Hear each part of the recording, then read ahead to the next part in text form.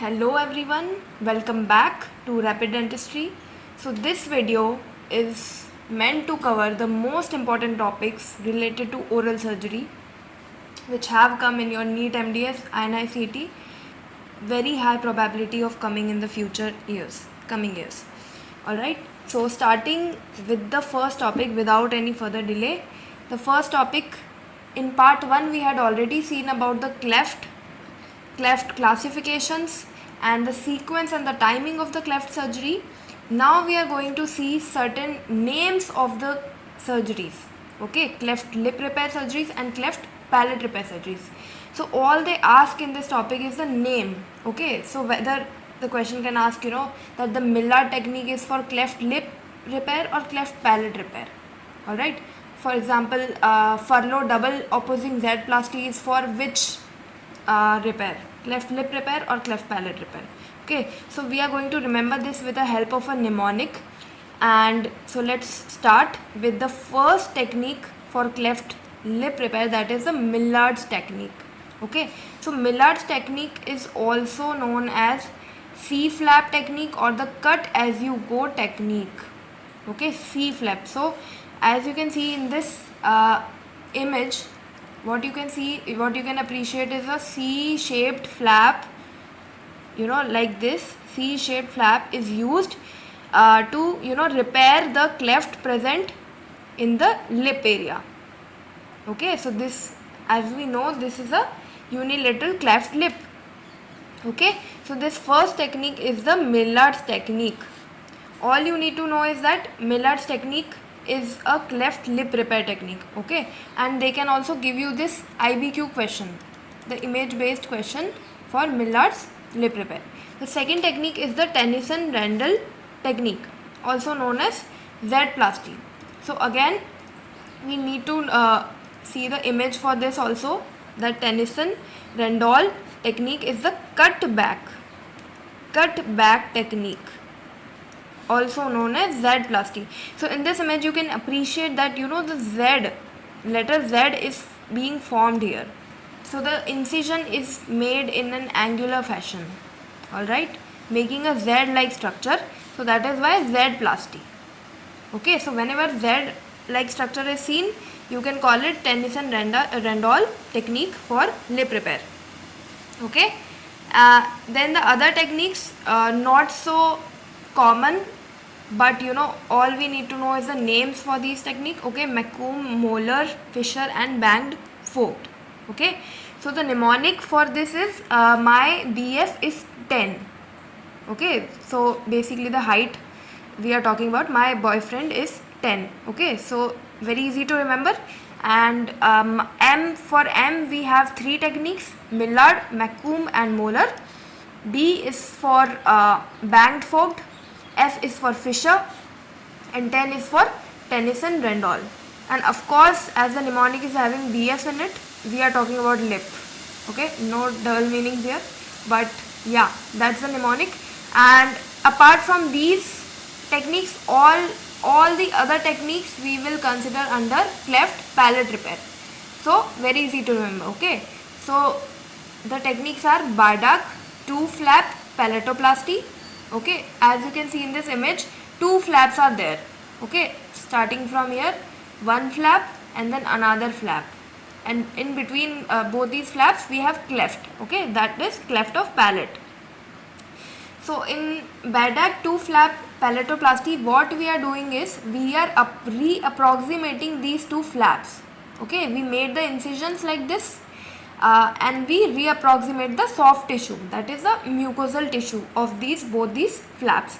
So that is known as Bardak's technique of two flap palatoplasty. Okay, but the problem with this technique is that the scar tissue which will form here will cause what? Hypoplastic maxilla, as we had already discussed in part 1 also. The problem with the cleft palate repair is that we have hypoplastic maxilla, that is the growth of the maxilla is kind of hampered here. Alright, So that is the first technique, Bardak's two flap palatoplasty. Second technique is Vaughan Langenbeck VY palatoplasty. So please look carefully the name.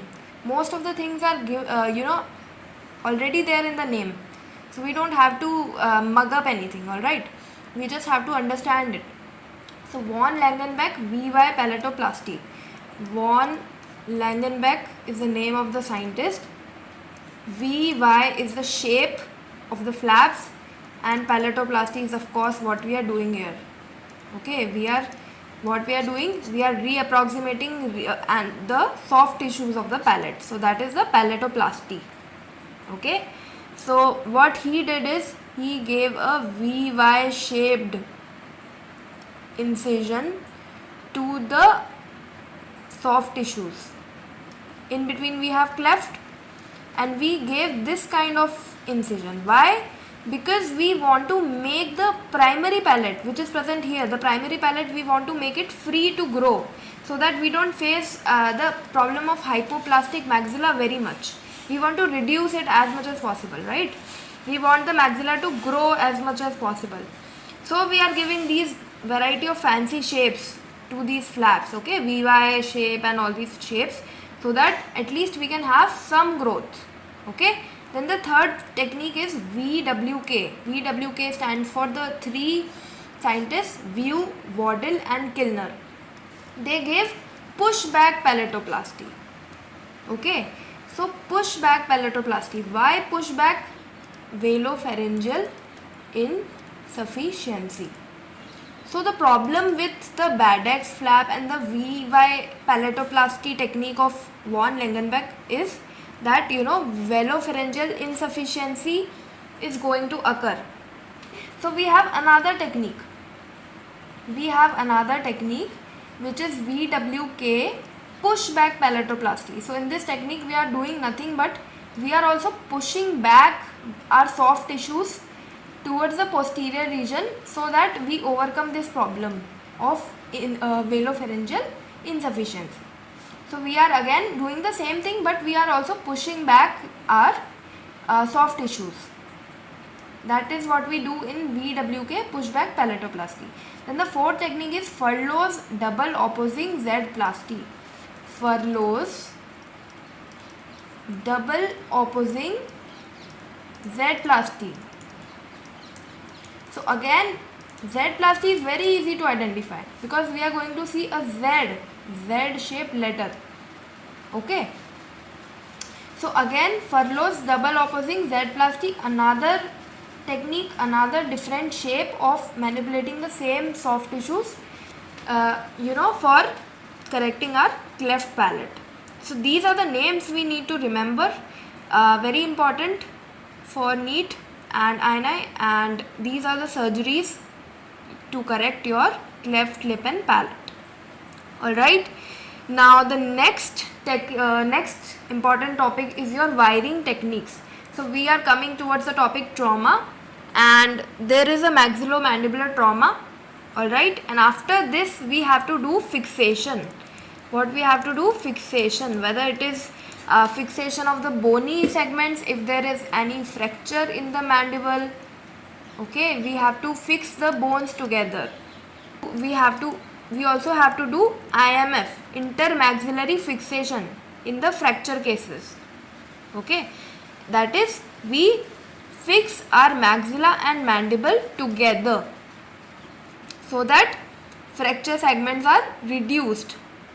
Now the first wiring is your Gilmer's wiring technique. Gilmer's wiring technique. In this, what you can see is we are wrapping the wire on one tooth, okay, and we are fixing the maxilla and the mandible together. So this is a kind of IMF we are doing, intermaxillary fixation, directly with the help of tooth. Okay, so we are fixing our wires on tooth and we are fixing the maxilla and the mandible together. That is the Gilmer's wiring technique. So in wiring techniques we can get generally the image based questions. Okay, so images are very, very important. So just see the images carefully. Okay, and whenever you are seeing a loop like structure, it is known as IV eyelet wiring. IV eyelet wiring technique. Okay, very easy to identify IV eyelet wiring. Then the third wiring is your resistance wiring. Resistance wiring. What is the indication for resistance wiring?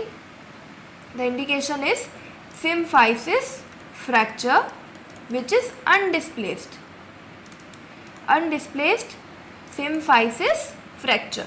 So here we have symphysis if this is fractured but this is undisplaced. We just have to support these two bony fragments together. We will give resistance wiring like this, and then we are going to support it. Alright, so this is resistance wiring. Then the fourth wiring technique is your Briddle's wiring. Briddle's wiring we give in children, in the green stick fractures of children. Green stick fractures of children. So we know children have flexible bones. So these bones are most likely to bend and not fracture like a stick. So that is why we have green stick fractures in children. So this is the brittle wiring. So simply the wire is taking support from the tooth and it is binding the fracture segments together. Okay. So this was about the wiring techniques: Gilmer's wiring, IV eyelet wiring, resistance wiring and brittle wiring. Okay. So these IBQs are important. Then another way of intermaxillary fixation is by IMF screws. So what you can see in this image is we have implanted screws fixing wires onto it. So this is a quick way of doing IMF, intermaxillary fixation. And another way of doing intermaxillary fixation is gunning splint. In gunning splint, we take support of the dentures of the patient. The patient is edentulous and he has dentures. So we are going to drill certain screws in the denture, and we are going to splint it. Splint meaning support it with the wire. Okay. So again IMF, a way of intermaxillary fixation. Now the next topic is Champy's ideal osteosynthesis lines. Champy gave ways of mini plate fixation. Mini plate fixation. So what he studied is certain lines of ideal osteosynthesis. Okay, so these lines are basically present in the neutral zone. So basically what he studied is, he said that there are certain forces acting on the mandible due to muscle pull. Okay, there is tension, that is the pulling of the fragments away from each other, and there is compression. Okay, so tension is happening on the upper border of the mandible and compression is happening on the lower border of the mandible. Okay, due to loading forces and your muscle pull. So he gave certain lines where these forces neutralize, because if we place our plates on these tension forces and the compression forces lines, what happens is our plates are not going to work. Okay, so we have to place our mini plates in the neutral zone. So this neutral zone where these forces kind of neutralize and the plates will be stable there. So these lines were given by Champy. So in the anterior mandible, as you can see, there are two lines. Okay, so the first line, the superior line, is present below the root apices of the interior teeth. Okay, so one mini plate is placed here in this area below the root apices.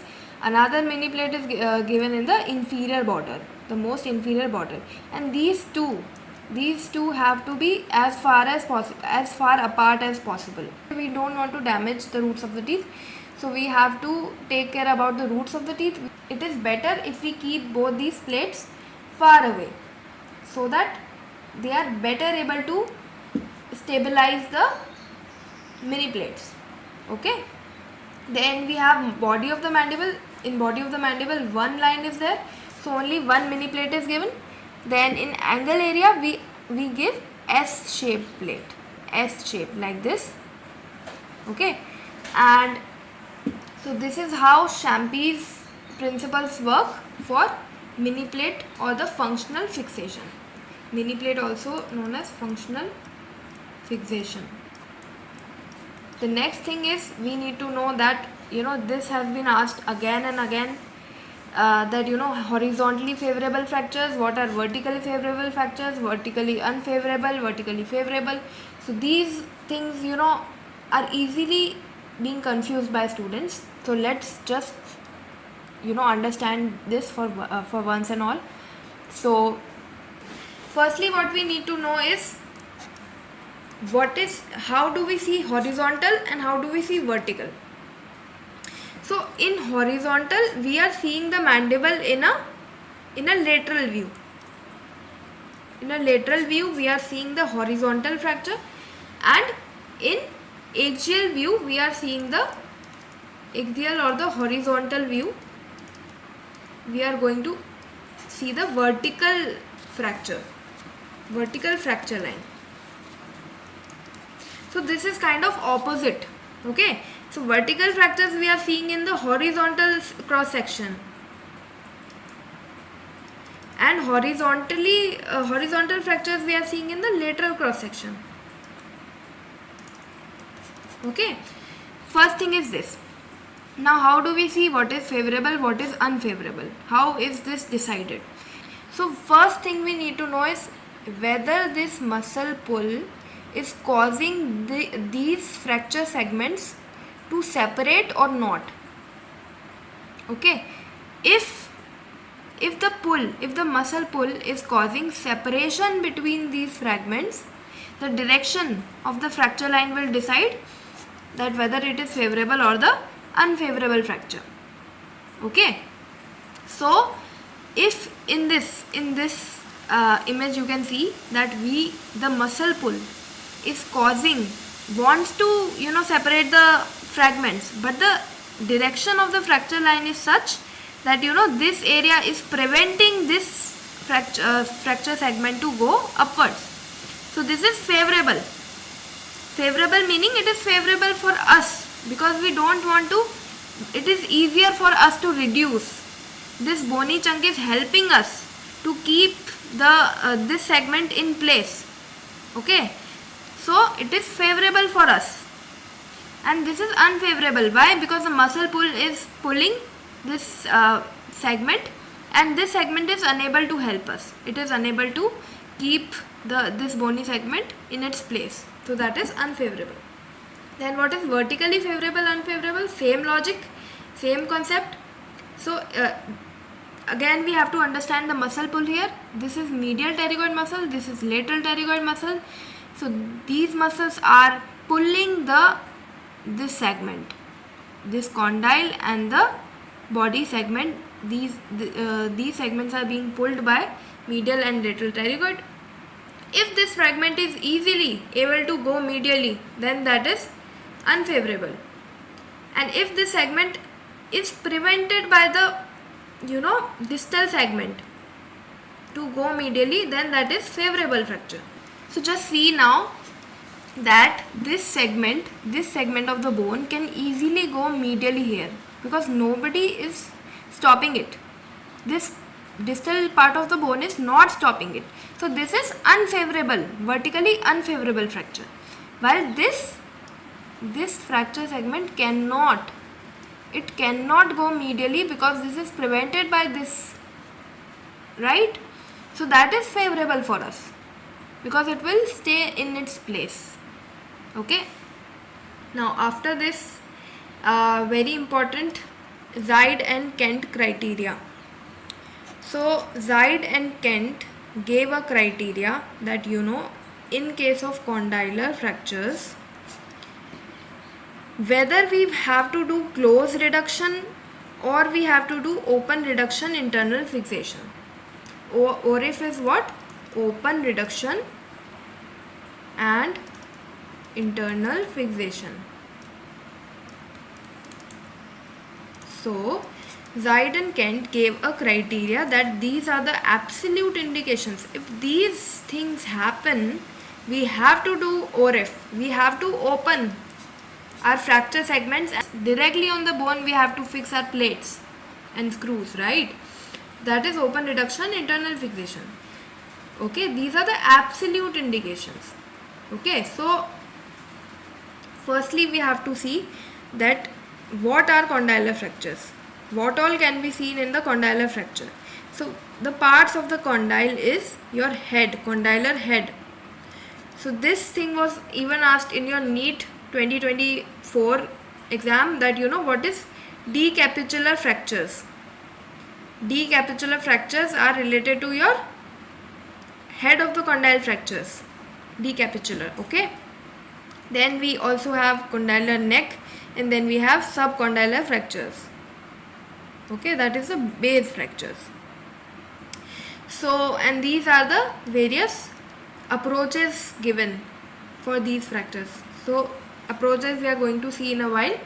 So first let's see the Zaid and Kent criteria.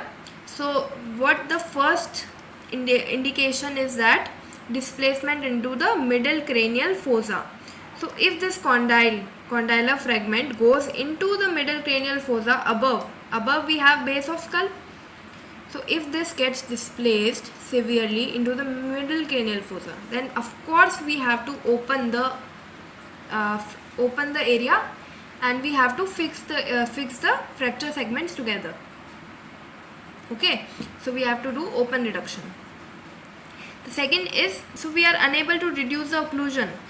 There is occlusal discrepancy between the maxilla and the mandibular occlusion. Okay, so then we have to openly reduce. Okay, because with close reduction we cannot adjust our occlusion properly. Then the third indication is lateral extracapsular displacement. That is, this condylar fragment is going to displaced extracapsular. Means we have TMJ capsule, capsular ligaments and everything, which is covering this temporomandibular joint. So if the fragment goes beyond this capsule, it displaces beyond the capsule, then of course we have to do open reduction. Then again the last criteria is the foreign body invasion. So whether there is a bullet or there is some external metal or anything which has penetrated inside, and then of course we have to remove this thing, whatever external body is there, and we have to do open reduction. So these four are absolutely important to know, that when open reduction has to be done. Okay, so after this, of course, one thing again, what is the most common direction of displacement of this condyle is that of anteromedial direction, because of the pull of the lateral pterygoid muscle, which of course has its insertion on the neck of the condyle. So the condyle moves anteromedially, most common direction of the displacement of the condyle. Now as I told you, we will see the approaches to the condylar fracture, that is how we are going to give the incision, okay, for various parts of the condyle fracture. So whether I have told you about head fracture, neck fracture, neck of the condyle, and the subcondylar fractures. So for head fracture and the neck fracture, that is head of the condyle and neck of the condyle we are talking about here, we will give pre-auricular approach. What is this? This is pre-auricular approach. That is, of course, in front of the auricle, pre-auricular approach. Then the second approach is retromandibular. Here, this approach is retromandibular, that is behind the mandible. Okay, so retromandibular approach is used for subcondylar fractures, which are a little below. Okay, all right. And other less commonly used approaches are your submandibular approach and rightidectomy approach. Rightidectomy is what? the facelift procedure. Okay, so for that this kind of incision is given. Okay, this incision can also be used for your condylar fracture approach to the condylar fracture. Now some other image based questions we are going to see for the combination fractures. So when we have certain unique combinations of the fracture. First one is the bucket handle fracture. So as you can see in this CT, that we have body of the mandible fracture in the first molar region bilaterally. Okay, so bilaterally we have body of the mandible fracture. So this bucket handle fracture is mostly seen in edentulous patients, which do not have any teeth. And why only body region is involved? Because this body region does not have many muscular attachments. So in front of the mandible, anterior mandible, we have muscle attachments. In posterior mandible we have many muscle attachments, but in between, in both the body region, we do not have many muscular attachments. So this area of bone becomes weak over time, and bilaterally these are prone to fracture, called as buccal handle fracture in elderly patient, of course, because these are completely edentulous patients. Then the second type of combination fracture is guardsman fracture, also known as parade ground fracture. Parade ground fracture. Why? Because when the guards or when the army men are doing parade, they have to do parade for long amounts of time, so they fall down and this chin gets fractured. So there is pressure on the chin area which gets transmitted towards the condyle region. So these three fractures are present in combination in guardsman fracture. Okay, firstly the pressure goes on to chin which gets transmitted both sides to the condyle. Alright, so being given a special name known as guardsman fracture. These were the certain combination fractures. Now again, a very very very important topic is your buttresses of bone. Why we want to study buttress, and what is buttress? Basically, buttress meaning these are thick bones. So in mid face we know we have certain paper thin bones over the maxillary sinus. Over the maxillary sinus bone is very thin. Okay, so if we want to do plating for the fractured segments, to reduce the fractured segments together, we have to do plating, and we cannot plate paper thin bones, we cannot plate thin bones. So we want to know that where all we can see thick bones in the mid face, in the face, where we can do our fixation of the plates, mini plates. So in mandible we give recon plates, screws and everything, but in maxilla we only give mini plates. It's very simple in maxilla, only mini plates. Okay, so firstly let's see the horizontal buttress. Horizontal buttress meaning these buttresses are going horizontally, vertical buttresses are going vertically. That is the very simple thing. Horizontal buttresses. First buttress that you can see here, which is marked by A, this buttress, this is supraorbital buttress, which is kind of obvious because it is present above the orbit, supraorbital. Second horizontal buttress is this, that is infraorbital. Again very easy, supraorbital, infraorbital. Third buttress is alveolar buttress. Alveolar buttress because it is present on the alveolar bone. Okay, then the fourth horizontal buttress is the mandibular buttress. Mandibular buttress, it is present where?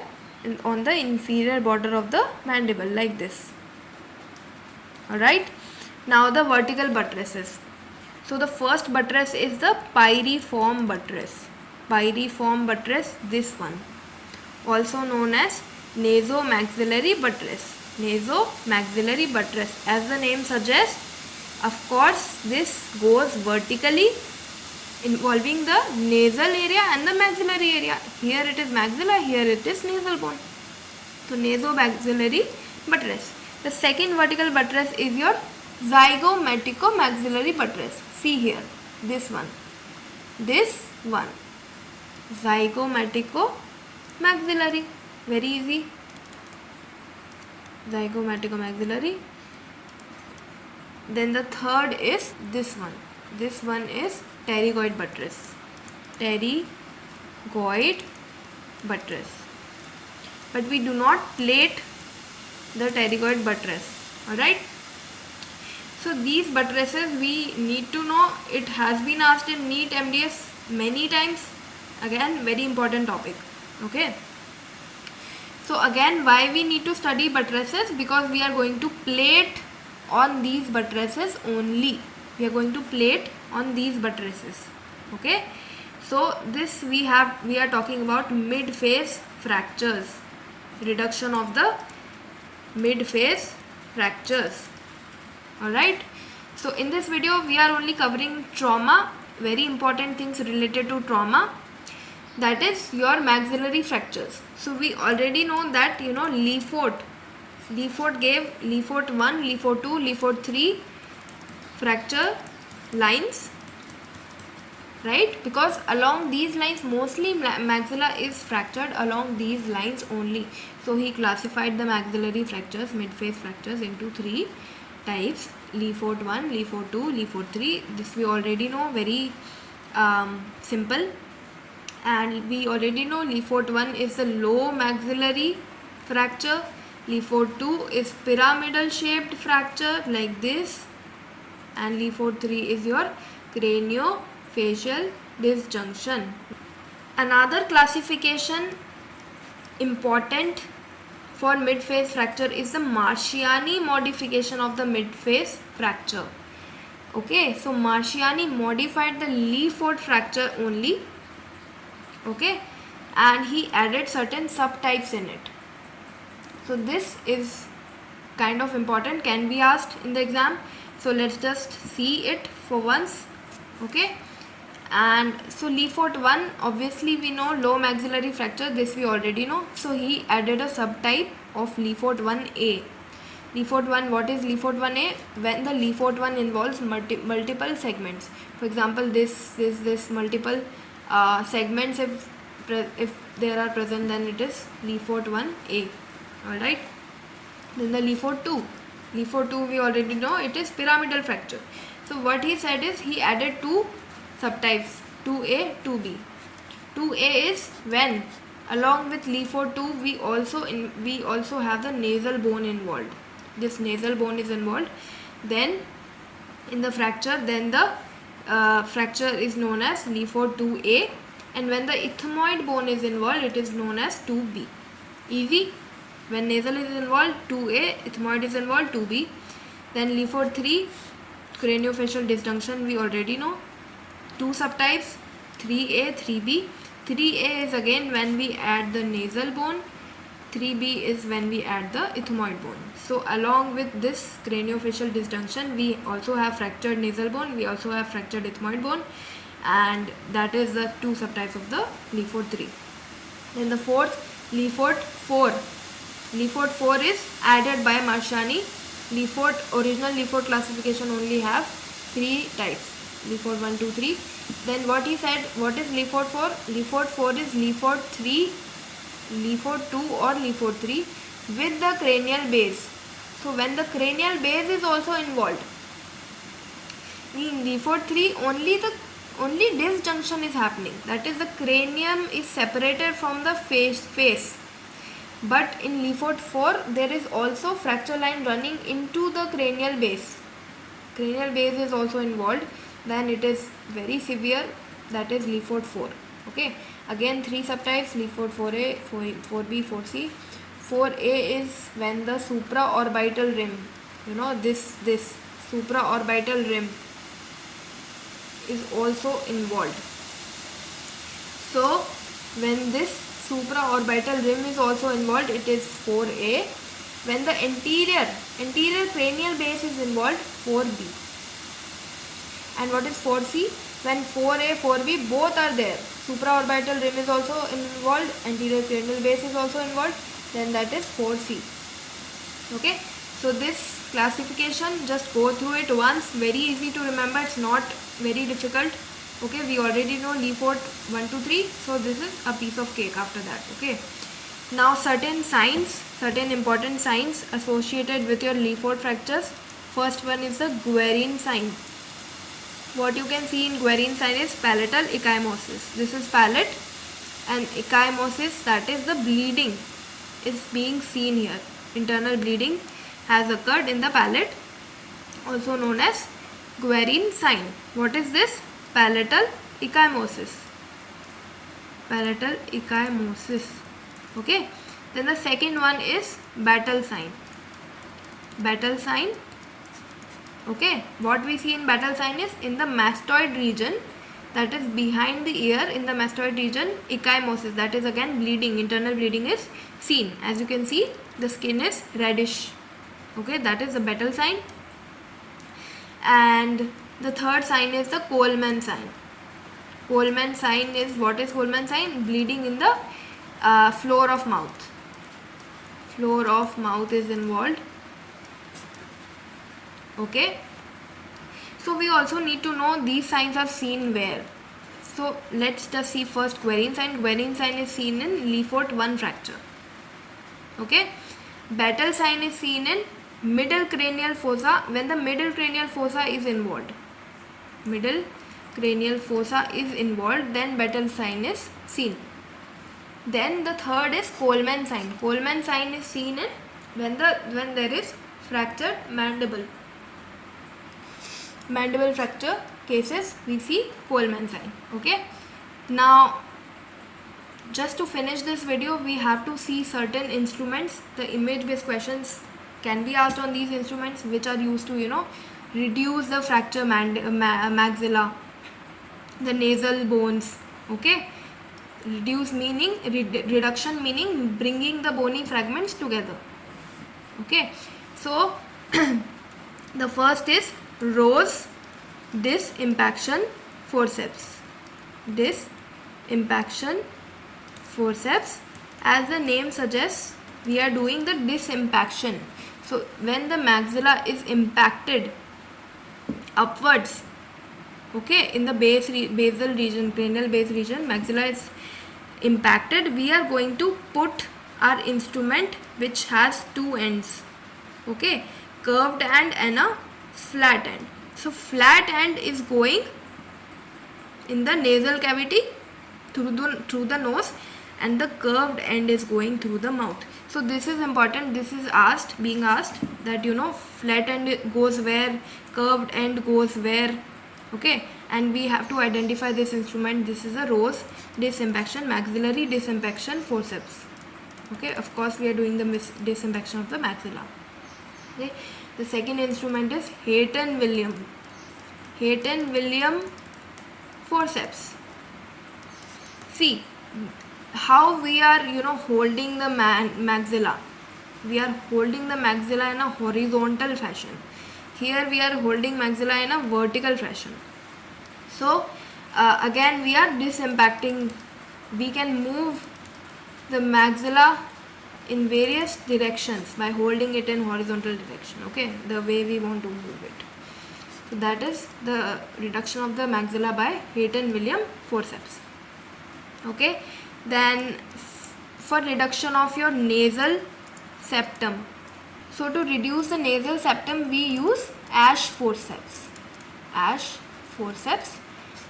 Okay, these long beaked forceps are the Ash forceps, while the short beak forceps are the Walsham forceps, and one side of the Walsham forceps are covered by rubber. Alright, so one side is covered with rubber which goes inside the nose, and this is outside the nose. So this is for the lateral part of the nose. Okay, and this is for the nasal septum. Ash forceps is for the nasal septum. Okay, for reduction of the nasal septum fractures, and Walsham forceps are for lateral part of the nose.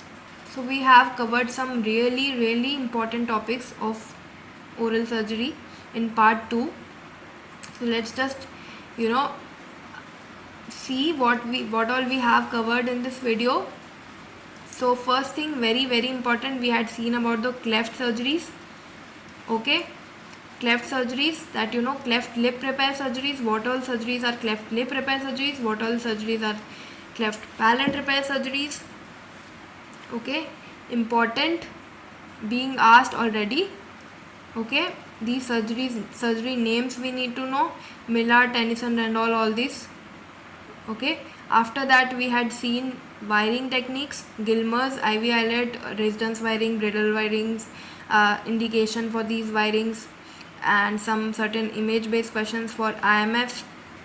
Then we had seen the lines of Champis for the mini plate fixation. Then we had seen the horizontally favorable, unfavorable, vertically favorable, unfavorable. Then we have seen the absolute indications for ORIF of condylar fracture, which is given by Zaid and Kent. Zaid and Kent criteria, important. Then we had seen the various approaches we are going to use for condylar fracture, the various parts of the condyle, for that various approaches. Then again certain image based questions and the fracture combinations which occur. Okay, bucket handle, guardsman. Then horizontal and vertical buttresses for plating, for the mini plate plating of the mid face fractures, really important. Then we had seen your Marciani modification of the mid face fractures, the modification of Lefort 1, 2 and 3. Then we have seen certain signs. Okay, and these signs for your maxilla-mandibular fractures. Then we have seen instruments for maxilla and nasal reduction, disimpaction and reduction. So this is all about this video, and thank you so much. I really hope you find this video helpful, and I'll see you again in the next one.